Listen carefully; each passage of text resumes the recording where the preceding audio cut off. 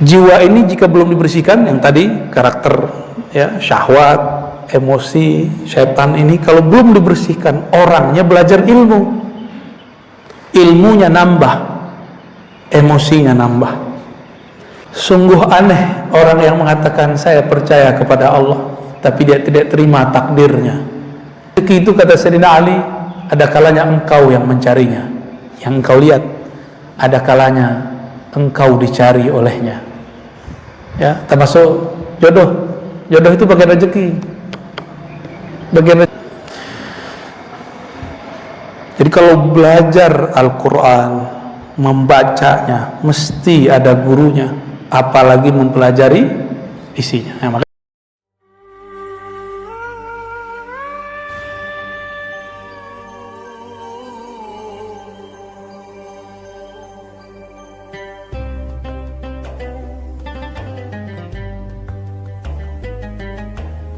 Bapak Ibu sering mendengar ada kajian Abah Guru Sekumpul, sering ya, orang Banjar, itu sangat saya rekomendasikan untuk didengarkan.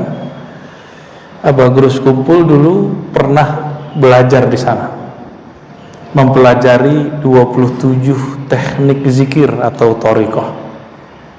27 ya, kita konfirmasi tadi malam, alhamdulillah. Dan kita dibawa ke ruangan yang di situ ada atharun Nabi, ada rambut Nabi segala macamnya. Alhamdulillah. Nah, malam tadi kami banyak ngobrol dengan, mungkin sering dengar Syekh Ammar yang dari Palestina.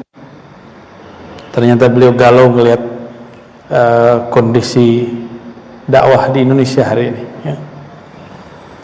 Banyaklah persoalan kita. Salah satu yang kami bicarakan adalah hal yang membuat umat Islam hari ini lemah.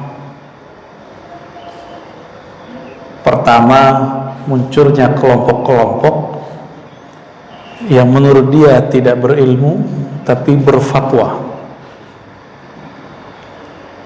Kita nggak usah sebut nama kelompoknya ya.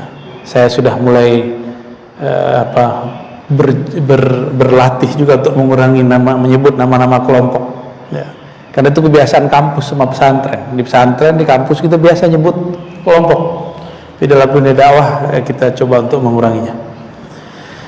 Dan yang kedua, beliau menyampaikan juga, karena umat Islam mengharamkan ilmu-ilmu yang dapat dijadikan senjata. Ilmu apa itu? Ilmu yang bisa memperkuat kita dalam berdiskusi, berdebat. Ilmu apa Pak kira-kira namanya? Ilmu mantik, logika, dan filsafat. Itu pandangan beliau. Beliau S1-nya seingat saya di Mesir. Dan di Mesir itu memang para masyayikh menganjurkan murid-muridnya untuk belajar dua ilmu ini. Ilmu mantik, logika, dan filsafat. Dulu ilmu ini diharamkan oleh salah satu pergerakan agama, ilmu mantik logika.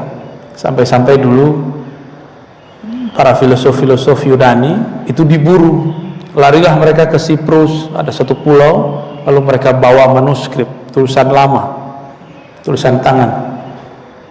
Manuskrip itu kemudian ditemukan oleh Khalifah kedua di masa Abbasiyah tahun 130 Hijriah. Di masa-masa itulah kemudian muncul kebangkitan mazhab dalam Islam. Jadi muncul mazhab Abu Hanifah, bukan karena filsafatnya, tapi karena dorongan muncul ajaran baru, gimana cara menolaknya. Maka muncullah kemudian ilmu-ilmu ya. Imam Abu Hanifah ya. Abu Hanifah ini beliau masih bertemu sahabat Rasulullah, Sayyidina Anas. Abu Hanifah wafat tahun 150 Hijriah. Dulu di zamannya beliau lebih banyak dikritik orang. Hatta imam kita setelah beliau ini wafat, Imam Abu Hanifah, itu murid-murid Abu Hanifah itu dikalahkan kebanyakan oleh Imam Syafi'i. Imam Abu Hanifah ini mazhabnya sekarang banyak dipakai di Eropa, dibawa oleh kawan-kawan dari Turki, dari India, dari Pakistan. Ya, di Indonesia alhamdulillah yang kita pakai mazhab Syafi'i. Disinilah muncul nanti pertanyaan-pertanyaan unik. Apa kata kawan saya? Ngapain ikut mazhab? Langsung saja kepada Rasulullah. Nah, gimana Pak cara jawabnya? Benar ya? Benar ya tuh kalam? Kayaknya benar ya. Ngapain pakai imam mazhab? Langsung saja kepada Al-Quran, langsung saja kepada sunnah. Gimana cara jawabnya? Cara jawabnya gampang. Bapak bisa nggak baca Quran kalau nggak ada guru yang mengajarkan Quran? Bisa nggak? Baru cara baca, belum cara memahami. Alif bata, Iqra, tilawati, qiraati, nama-namanya sekarang macam-macam. Metode Baghdadi yang dulu pakai ejaan an, in, un, ban, bin, bun. Jadi logika ini termakan oleh orang yang nggak mengerti apa sebenarnya. Ngapain ikut imam? Langsung saja kepada Al-Quran. Padahal Al-Quran itu juga lewat imam. Imam kita tadi membaca surah-surah dalam Al-Quran dalam riwayat Imam Hafs dari Asim. Maka tadi basmalahnya dijaharkan nggak? Benar.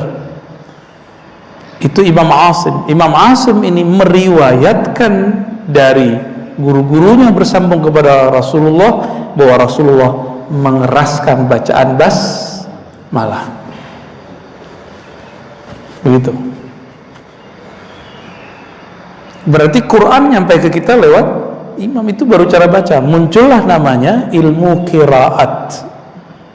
Qiraat itu ilmu yang saya aja nggak kuat menguasainya karena butuh ketelatenan. Ya, alhamdulillah saya ngajar di tempat yang itu dosen-dosennya ahli kebanyakan tuh. 50% itu mereka ahli itu. Saya ngambil berkah aja. Saya ngambil bagian yang kritik terhadap orientalis barat yang mengkaji Quran, itu yang saya ambil. Nah, ilmu ini perlu langsung disebutkan oleh Syekh Al-Kattani bahwa ada beberapa ilmu yang mesti pakai guru, nggak boleh nggak pakai guru. Satu, ilmu membaca atau mempelajari Al-Quran. Makanya saya walaupun ada sekarang metodologi baca Quran itu nggak bisa, Pak. Itu cuma untuk memperkuat, mesti ada gurunya karena Quran itu satu hurufnya harus ditirukan dari mulut gurunya. Cara baca A, ba, kalau kita kan baca ba mulutnya nggak kebuka, ba, nah gitu aja ya. Dan semua ikhwa semua ikhwa dibaca itu kan keliru besar karena nggak belajar lewat imam, lewat guru. Beliau mengatakan salas 3 ilmu yang mesti ada gurunya, satu huruf pun nggak boleh hilang. Yang pertama ilmu Al-Quran. Nah, yang malam tadi kami mengobrol Syekh Ammar dari Palestina itu sangat ketat bagian ini. Ya, jadi dia suka nggak nyaman kalau ada orang salah baca Fatihah. Ya, contoh, nih mohon maaf nih imam tadi saya karena telat. Siratal ladzina an'amta 'alaihim. Kalau berhenti itu bukan qiraat kita. Itu qiraat orang lain itu. Qiraat imam kita yang diriwayatkan sahih kepada Rasulullah disambung. Siratal ladzina an'amta 'alaihim ghairil maghdubi 'alaihim waladdallin. Disambung. Mesti disambung. Jadi mulai hari ini tolong jangan dipisah. Kalau berhenti di 'alaihim ulang lagi siratal. Ya.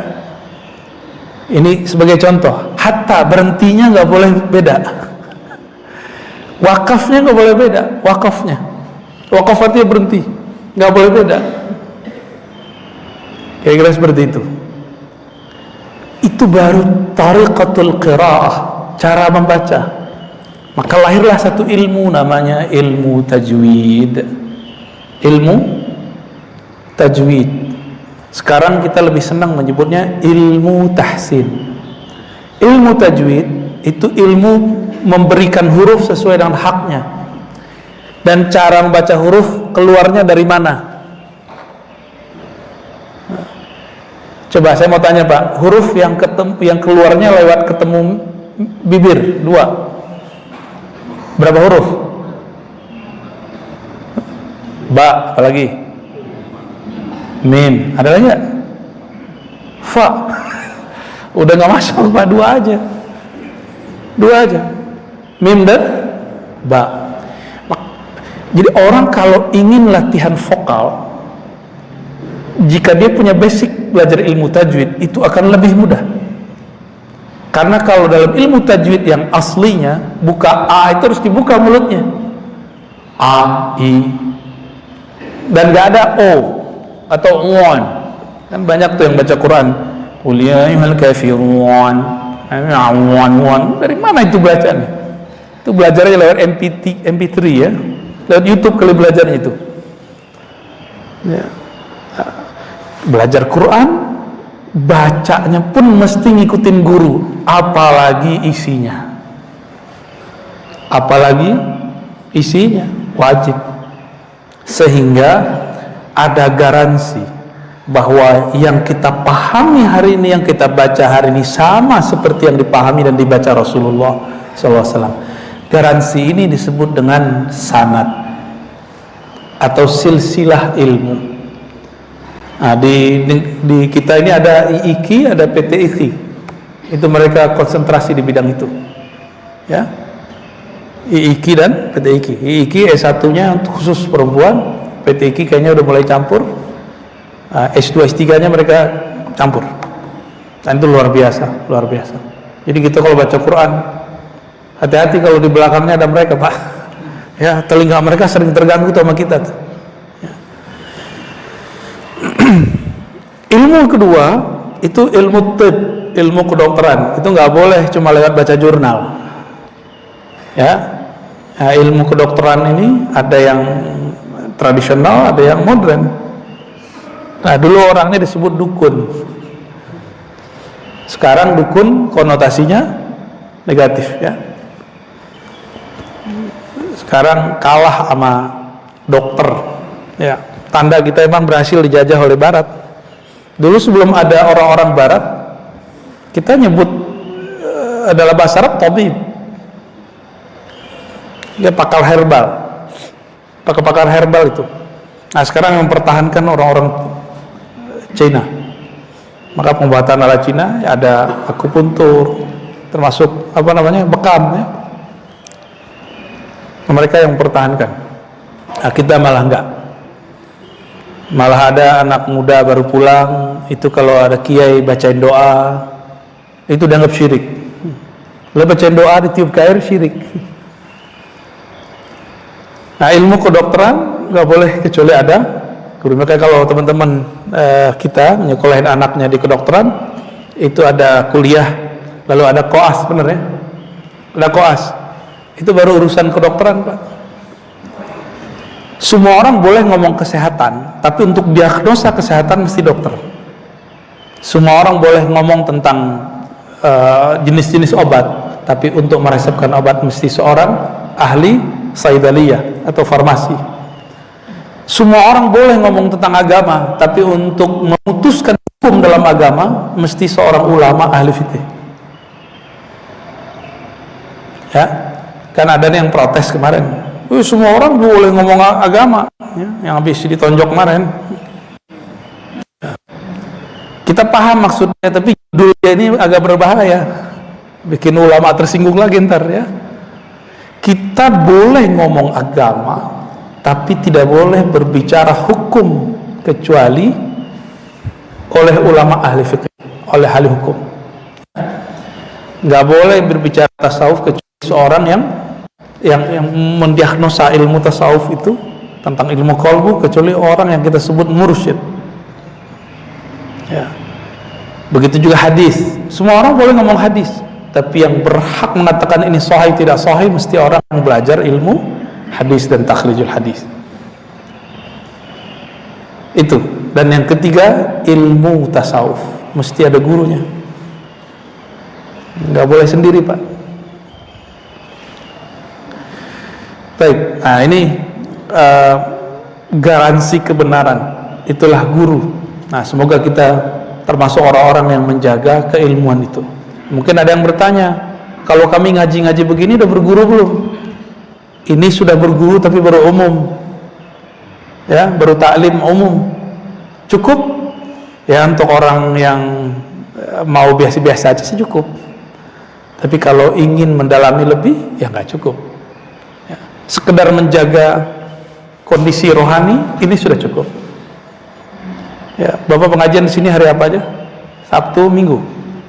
Ya, nanti ada lagi yang ngomong, Ustadz nggak boleh ngomong Minggu. Ya, ada yang ngomong gitu nggak? Hah? Sabtu, yang nyebut Sabtu orang Yahudi apa orang Islam? Sabat itu orang Yahudi. Kalau Yahudi boleh nyebut Sabtu, kita nyebut hari Sabtu, kenapa nggak boleh nyebut Minggu? Cuma karena orang gereja dulu nyebut Minggu. Ya. Jangan saklek dalam istilah pembahasan, biasa-biasa aja. Oh, kita nyebut hari Ahad. Di Lebanon, orang Kristen Lebanon itu nyebut hari Minggu Ahad. Di Mesir, Koptik, Kristen Koptik nyebut hari Minggu Ahad. Apa kalau kita nyebut Ahad kita menjadi Kristen? Enggak. Ya kadang-kadang beragama itu saya nggak tahu tuh ya, ngikutin ala apa tuh. Manhaj sosial media ya. Manhaj sosmedi, sosial media. Jadi kalau belajar Al-Quran, membacanya, mesti ada gurunya, apalagi mempelajari isinya. Nah, maka saya berharap di sini ada ustadz yang membuka kitab tafsir untuk mengajarkan tafsir, karena tafsir itu tidak boleh dari pikiran sendiri. Man fassara al-Quran bi ra'yihi falyatabawwa maq'adahu minan nar. Siapa yang menafsirkan Quran dengan ra'yunya, dengan pandangan pribadinya atau hawa nafsunya, maka siap-siap tempatnya di neraka. Ya, jadi hati-hati, Pak. Kita harus berhati-hati. Nah, ini untuk menyegarkan keahlus sunnahan kita, bahwa ahlus sunnah itu jaminannya adalah ilmu sanad, berguru. Mesti ketemu. Alhamdulillah hari ini cara ketemu banyak, nggak ketemu fisik, ketemu di alam maya ya. Alhamdulillah. Tapi hati-hati, di alam maya ini orang bisa memotong apa saja. Ini yang kemudian berbahaya, sehingga nanti Bapak suuzon kepada seorang alim, seorang ulama cuma karena potongan tertentu. Disitulah nuzi'an ankumul barakah, Allah cabut dari kita keberkahan karena sudah mulai suuzon ya. Nah, ini yang kemudian yang membuat kita khawatir kalau orang belajar lewat sosial media ya. Karena sosial media sudah diisi oleh orang-orang yang kajiannya nggak jelas, maka kita wajib, para ulama, para ustadz, pengurus masjid, orang yang aktif dalam dunia dakwah, mesti mengisi kekosongan itu. Kalau enggak kita dosa, fardu kifayah ya. Jadi kajian-kajian kita Ahlus Sunnah mesti direkam, Pak, atau disiarkan live supaya bisa dinikmati oleh orang-orang yang jauh ya. Bukan thalabus syuhrah, bukan pengen viral. Emang enak viral, Pak? Gak enak ya, bukan. Tapi kita ingin memviralkan Allah Subhanahu wa ta'ala. In tansurullah yansurkum. Jika engkau membantu agama Allah, Allah bantu engkau ya. Oleh karena itu juga guru kami dulu, salah satu mursyid rohani saya dulu waktu saya masih remaja, bilang ya, kamu kalau belum berlatih khawat namanya 7 kali, kamu belum boleh berdakwah Ar-Razi gitu. Saya pegang-pegang kalimat itu, 7 kali latihan. Ini versi beliau. Akhirnya kita ikuti, kita kemudian selesai syekh ini, kita ganti syekh ini. Sampai kemudian kalbu itu bening, tapi dia akan tertutup oleh ambisi nafsiyah, jiwa. Jiwa ini yang menutupi kalbu namanya an-nafs al-ammarah bisu. Jiwa yang cenderung ngajak kepada keburukan. Keburukan itu ada 3. Keburukan hewan ternak, hewan buas, keburukan syaitan. Hewan ternak nafsu, syahwat. Buas pengen menguasai orang lain, ingin mengalahkan orang lain, marah-marah kerjaannya. Sedangkan nafsu syaitan ingin menipu orang lain. Nah, ini orang-orang yang konspirasi, aktor-aktor intelektual yang mencoba untuk ngaduk-ngaduk orang. Mau dia ustadz katanya, mau dia ngaku habib, tapi jika dia mengadu-adu umat, dia ngaduk-ngaduk umat, itu di dalam dirinya itu bukanlah nafs yang mutmainnah zakiyah, jiwa yang bersih, tapi di dalamnya adalah an-nafs asy-syaitaniyah, jiwa setan. Karena setan itu karakternya untuk apa? Yuqi'a bainakum, ingin membuat kamu ya, bertengkar, ya, adawah, bertengkar, bermusuh-musuhan. Nah, sering nggak Pak lihat, mohon maaf, teman kita hijrah malah musuhin kita, tuh kena tuh. Kok malah dekat dalam beragama malah tambah tengker, belajar Islam kok malah tambah gak selamat. Nah, ini ciri-ciri kalau nafsnya belum dibersihkan. Jiwa ini jika belum dibersihkan, yang tadi karakter ya, syahwat, emosi, setan ini kalau belum dibersihkan, orangnya belajar ilmunya nambah, emosinya nambah, ilmunya nambah, sombongnya nambah, ilmunya nambah, akal bulusnya nambah. Inilah yang dikatakan oleh para ulama dari dulu, ittaqu zallatal alim, ittaqu hasadal ulama, hati-hati hasadnya orang-orang alim. Nah, ini pelajaran buat saya Pak, kalau saya ingin jadi orang alim, jangan sampai kita bawa ayat-ayat untuk ngaduk-ngaduk umat. Ya, saya minta ampun kepada Allah jika pernah melakukan itu, ya, secara lisan ataupun perbuatan. Pernah kepikiran nggak, belajar agama kok tambah ruwet? Pernah ketemu sahib begitu? Hijrah kok malah tambah kacau hidupnya. Bener ya? Dia keluar dari kerjaannya, jadi nggak jelas nafkah istrinya, dianggap ini bener. Tengkar sama guru lamanya, nggak mau lagi duduk bersama kawan-kawannya.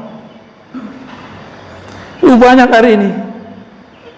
Padahal innamal mu'minuna ikhwah, orang beriman itu hanya mereka lah yang benar-benar bersaudara.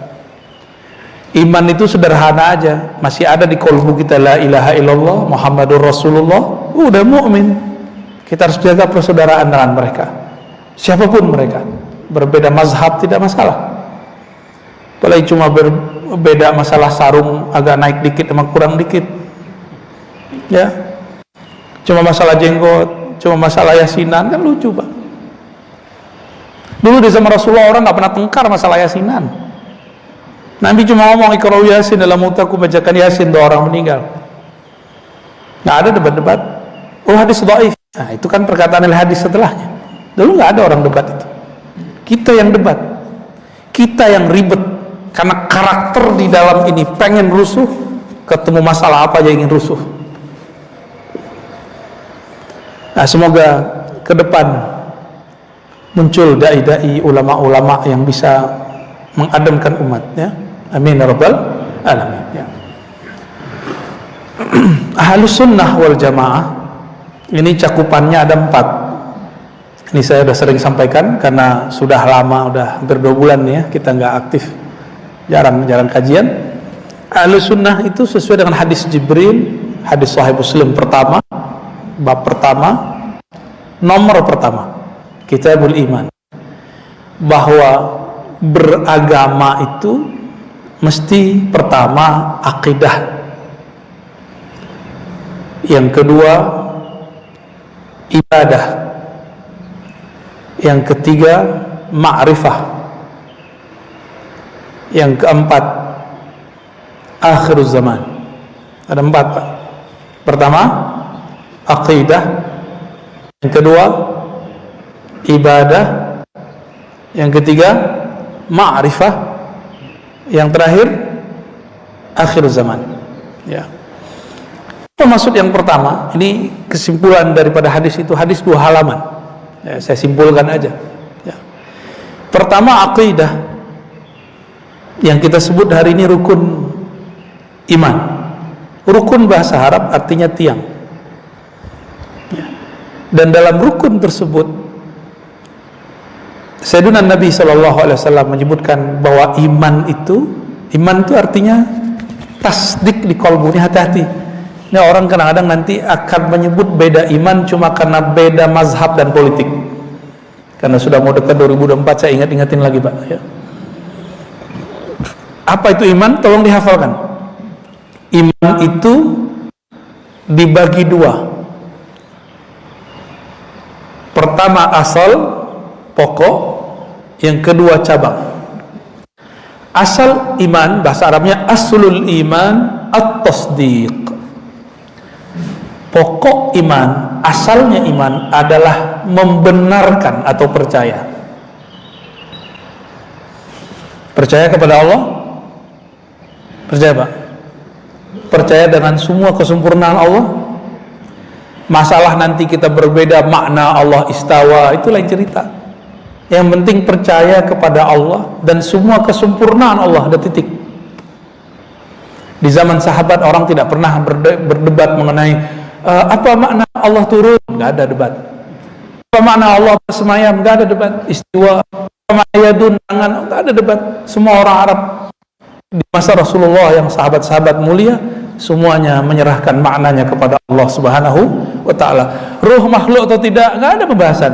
Di Quran cukup dikatakan aku hembuskan ruh, selesai. Nggak ada perdebatan makhluk nggak makhluk. Sekarang orang rame, benar nggak? Ini akidah, percaya kepada Allah. Lalu rukun keenamnya paling penting. Jadi yang paling penting itu awal sama akhirnya. Percaya sama takdir. Jadi kalau orang tidak percaya sama takdir, berarti dia percaya sama Allahnya belum benar.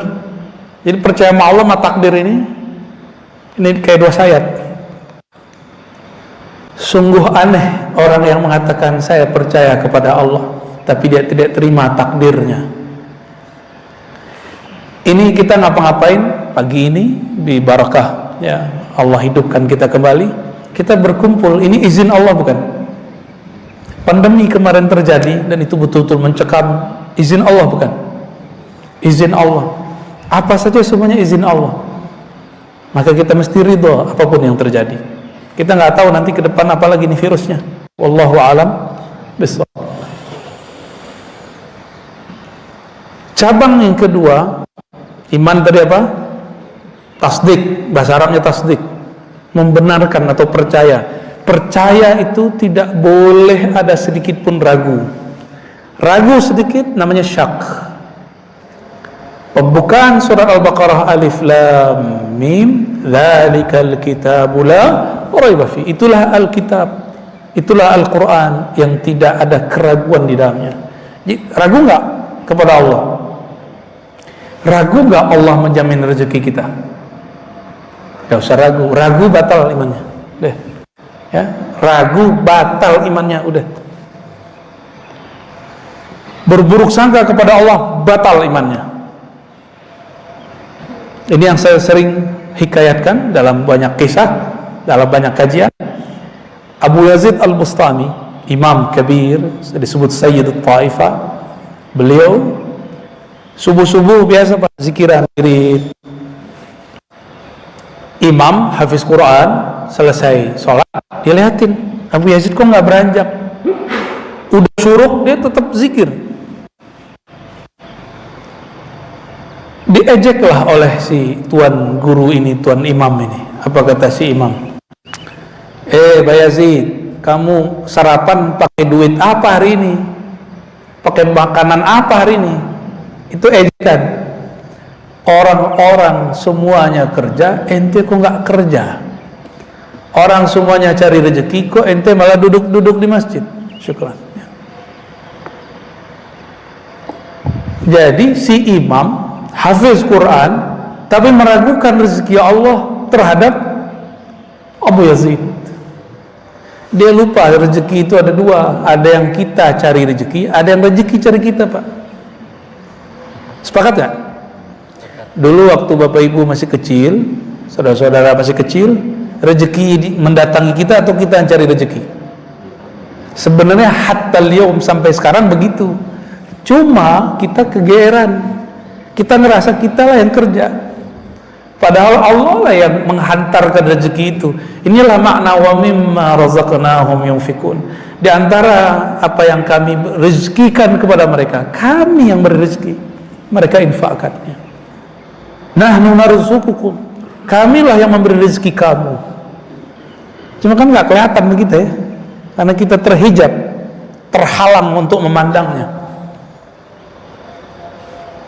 Coba ingat-ingat waktu kecil dulu, kayaknya nggak ada yang ingat, termasuk aneh nggak ingat di perut ibu kita dulu gimana, Pak?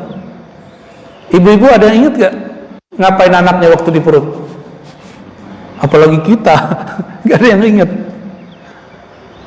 Ada yang ingat, Pak? Dulu ngapain minum air ketuban ya? Ibu cuma makan. Siapa yang alirkan rezeki kepada jabang bayi di dalam? Bukan sang ibu. Itulah kinerja Allah Subhanahu wa ta'ala. Bayi kalau lapar pakai GoFood nggak, Pak? Atau nelpon nggak?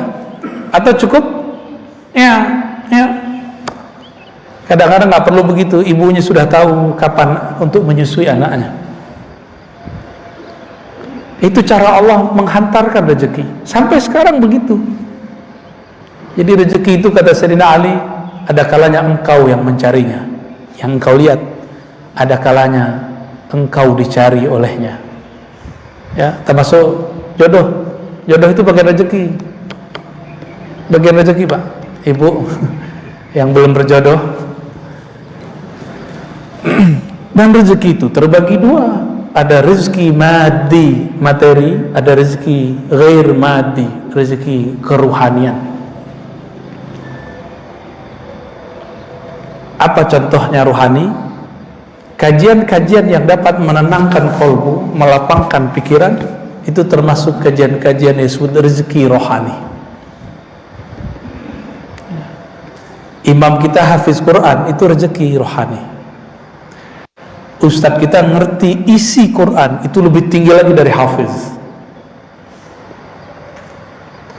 Jadi bapak yang beruntung secara rezeki zahir, rezeki materi, berbagilah dengan mereka yang dapat rezeki batin. Ya, yang dapat rezeki batin membagi ilmu rohaninya, yang dapat materi berbagi materinya. Itu baru disebut saudara. Ya, baru disebut saudara.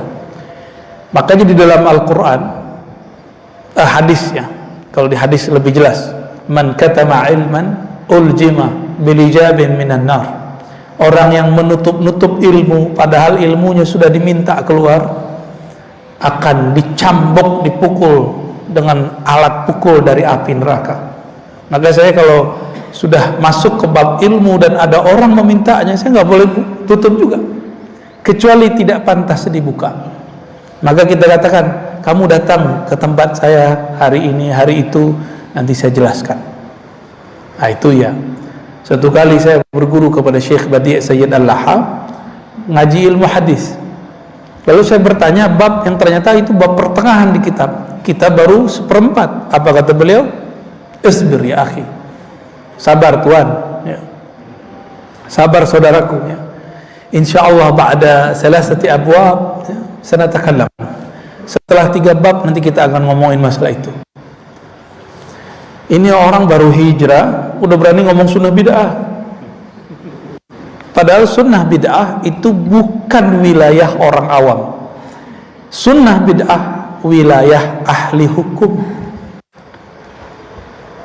Ustadz dibentak bid'ah ini. Ustadz lah, Ustadz gimana Pak? Udah ngeliat begitu belum? Kalau saya sering digituin orang ya. Ustadz ini sesat. Saya tanya balik, yang Ustadz aneh apa ente? Bingung juga dia. Nah kadang-kadang kita sering menggurui, padahal posisi kita waktu itu bukan guru. Kalau sekarang kan saya emang disuruh jadi guru Pak ya. Jadi emang Bapak terima gitu. Kita omongin begini Bapak terima. Itu sebabnya kenapa suami istri, karena belum tentu guru itu sulit menerima kebenaran. Bapak-bapaknya agak gengsi sama ibu-ibu. Ibu kan rajin ngaji ya. Tapi kalau disampaikan dari bapak-bapak, dari ibu-ibu, agak ribet. Assalamualaikum warahmatullahi wabarakatuh. Masya Allah. Ya. Oh ya.